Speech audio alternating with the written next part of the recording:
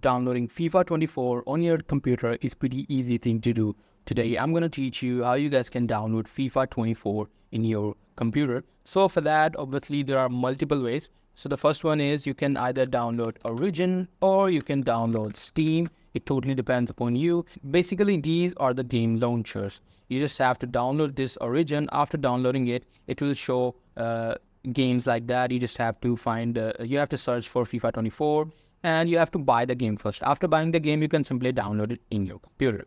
Now, there's another way which you can download. You can also download it by using Steam. You just have to go to Steam and search for FC24. So basically, the new FIFA game has changed its name from FIFA to FC24. So this is actually FIFA 24. Only the name of FIFA has been changed to FC. So you just have to buy it. After buying it, you can download it. Afterwards, you can simply play it by going to your library in the Steam. And the process is pretty much same in the Origin as well.